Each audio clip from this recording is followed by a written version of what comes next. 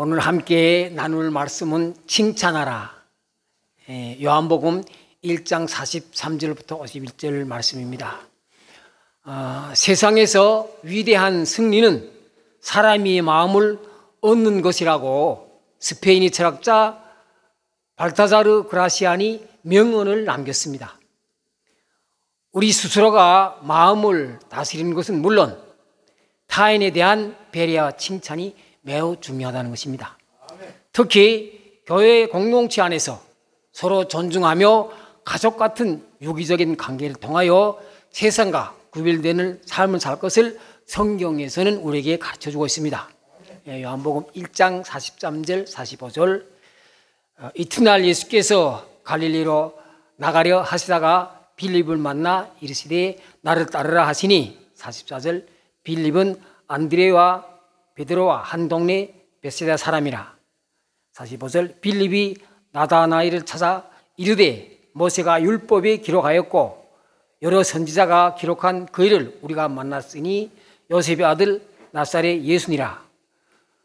구약은 선지자들이 오실 예수님을 예표로 기록하였다고 가르칩니다.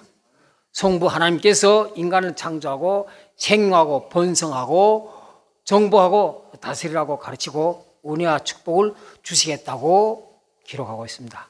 그런데 인간들이 먹지 말라는 선악과를 따먹고 범죄함으로 죄가 우리 가운데 들어오고 에덴 동산에서 쫓겨나서 땀 흘리며 자연과 싸우면서 고생 속에서 살아간다고 기록하고 있습니다. 창세기 3장 24절 인간들은 하나님 형상대로 지음받았으나 범죄하고 마음에서 하나님이 떠나갔으니 죄인으로 살아가고 있지 않습니까? 인간은 연약한 존재이므로 우리 힘으로 죄에서 구원받을 수 없습니다.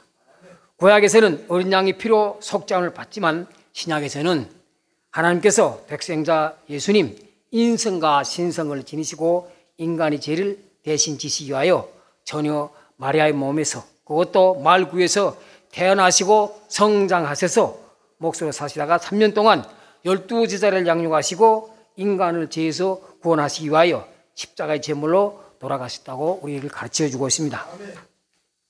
요한복음 1장 46절에 나다나엘이 이르시되 나사렛에서 무슨 선한 것이 날 수 있느냐 빌립이 이르시되 보라 하니라. 이 말은 예수님을 빈정내는 내용인 것입니다. 나사렛이라는 그런 천한 동네에서 무슨 선한 것이 나겠느냐 이런 뜻입니다. 41절에 그런데 예수님께서는 그 소리를 듣고 책망하는 것이 아니라 오히려 그 말 가운데 간사한 것이 없다고 칭찬하여 줍니다. 칭찬하여 주니 그가 변화되어서 영광을 누리는 내용이 오늘의 본문 주제인 것입니다. 사람들은 책망보다 칭찬을 통하여 변화를 받는 것입니다. 칭찬하면 고래도 춤춘다고 하지요. 이렇게 중요한데 우리는 놓치는 부분이 참 많습니다. 가정과 공동체에서 잘못된 길로 가는 사람들을 꾸짖고 정죄하고 야단쳐서 그들을 돌이키려고 하는 것은 바람직하지 못한 것입니다. 칭찬을 통하여 그들이 변화할 것이 가장 중요합니다. 그래서 독재 정권이 북한에서도 긍정적 모험으로 부정을 극복해 나갈 것을 가르치고 있습니다. 우리가 칭찬해주는 유익이 무엇인지 깨닫고 세상 살아가면서 누구에게나 얼마나 칭찬하고 사는지를 돌이켜 보아야 합니다. 우리 자신이 남을 칭찬하는데 얼마나 인색한지 되새겨 보아야 할 때입니다. 오늘 본문을 통하여 예수님께서 빌립과 나다나엘을 제자로 삼는 과정을 통하여 칭찬에 대하여 우리 서로 나누어 보겠습니다. 첫째는 칭찬하기 위해서는 다른 사람에게 관심을 가지는 것을 우리가 배워야 됩니다. 요한복음 1장 48절에 어떻게 나를 아시나이까 이렇게 문의하니까 이렇게 질문했습니다. 예수님께서는 빌립이 너를 부리기 전에 무화과 나무 아래서 너를 보았나라고 기록하고 있는 것입니다. 일찍이 예수님은 나다나엘을 관심을 가지고 살펴보셨다는 내용입니다. 이미 지켜보셨기 때문에 그의 장점을 발견하고 칭찬하셨다는 것입니다. 칭찬하는 사람은 그 마음속에 칭찬하는 사랑하는 마음이 있어야 관심을 가지는 것입니다. 다시 말하면 신앙 공동체 안에서 사랑은 관심이며 칭찬은 표현입니다. 우리는 상대의 부족함보다 좋은 것을 먼저 보는 긍정적 사고방식, 예수님이 사랑 방법을 배워야 합니다. 우리 모두 예수님처럼 이웃에 관심을 가져야 하며 사랑하는 마음으로 칭찬을 아끼지 말고 불신자들과 탈북민들을 교회로 인도해야 되는 것입니다. 둘째로, 칭찬하기 위해서는 상대가 말하는 것을 잘 듣고 긍정적으로 경청해야 됩니다. 상대방이 말하면 어떻게 말하는가 반겨하고 토를 달고 꼬투리를 잡으려고 세상은 노력하고 있습니다. 대화를 하기보다는, 소통하기보다는 흠을 잡으려고 하는 것이 세상 이치입니다. 그래서 세상에서도 내 인생에 태클을 걸지 마, 그 노래가 있지 않습니까? 이렇게 해서는 칭찬이 안 나옵니다. 그러나 수준 있는 사람들은 칭찬하려고 들어야 되는 것입니다. 그런데 저도 많이 이렇게 설교를 많이 못 해봤지만 하다 보면 북한에서 그 배웠던 거, 그 항상 갑의 그 행실이 지금도 많이 나타납니다. 남이 이야기하는 거 들으려 안 하고 내 말만 많이 하고, 통화도 그렇고 똑같습니다. 참 회개 많이 합니다. 참 대한민국 땅에 온 게, 하나님 믿게 된 게 저를 변화시키고 겸손하고 낮아진 자세로 세난 아이한테서 들을 거는 들어야 되겠다, 그런 걸 다시 되새기게 됩니다. 상대방의 말을 들으면서 그 사람이 진심을 알아가면서 경청하기를 바랍니다. 본문에서 나사렛은 그 비천한 곳에서 무슨 선한 것이 나겠느냐, 부정적인 표현이지만은 예수님은 긍정적으로 경청하였다는 사실입니다. 1장 49절에 나다넬이 말하기를 대답하여 라삐요, 선생이요, 당신은 하나님의 아들이시요 이스라엘의 임금이로소이다. 저 사람이 나를 공격하고 빈정거려도 그 사람의 마음속에 진실이 무엇인지를 알았다는 사실입니다. 하나님의 아들 이스라엘의 왕으로 오신 예수님 사역 가운데 제자를 칭찬으로 사랑이 번복으로 보이시고 양용하신 내용을 우리들은 배워야 됩니다. 그러므로 어떤 말도 해석이 참 중요합니다. 듣는 말을 어떻게 해석하에 따라서 제자들이 무너지기도 하고 세워지기도 합니다.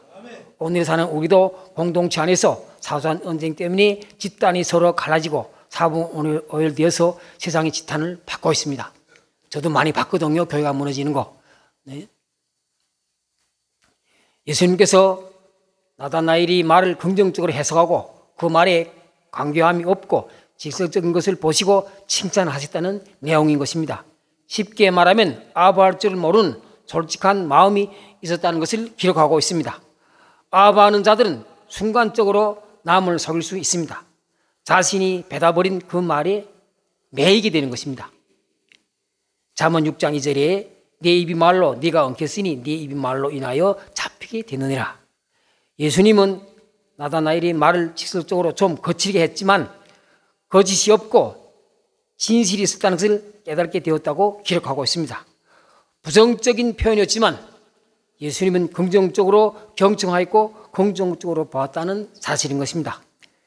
1장 50절에 예수님께서 대답하여 이르시되 내가 무화과나무 아래에서 봤다 하므로 믿느냐, 이보다 더 큰일 보리라. 예수님은 제자들을 자신의 모습대로 양육시키기 위하여 십자가의 구속사적 사역을 이루시기 위해서 무화과나무 아래에서 보셨다고 하셨고 이보다 더 큰일을 보리라고 가르쳐 주신 것입니다. 예수님은 제자들의 칭찬으로 발효 세우고 양육시키셨으므로 예수님 시대 사역은 유대인을 넘어서 헬라인과 로마인, 이방인들까지 오늘에는 우리까지 성경 말씀이 전해져 오는 것입니다. 우리도 믿고 따르며 세상 끝날까지 땅 끝까지 이르러 전파될 때 예수님은 이 땅 가운데 다시 재림하게 될 것입니다. 특히 복음의 기쁜 소식이 암흑 천지 북한 땅 우상 숭배가 무너지고 동방인의 살림 평양성이 다시 회복시키고 남과 북을 복음으로 통일시키려는 하나님의 섭리 가운데 탈북민들이 북한 복음화에 소명의식을 가지고 사명자로 준비시키며 북한 선교의 전도제자로 양육받아 긍정적으로 사고하고 행동하는 우리 탈북민들 되기를 예수님 이름으로 축원합니다. 마치겠습니다. 기도하겠습니다. 하나님 아버지 감사합니다. 이 시간 칭찬의 유익이 무엇인지 함께 나누었습니다. 공동체 안에서 칭찬으로 타인을 세워주고 가정 같은 분위기로 찾아오고 싶은 공동체로 거듭나게 역사하여 주옵소서. 세상은 너무나도 어수선합니다. 모든 것을 하나님께 맡기고 기도와 간구로 역사의 주관자이신 하나님의 섭리 가운데 모든 것이 이루어져 가시는 예수 그리스도 이름 받들어 감사하며 기도 올려 드렸습니다. 아멘.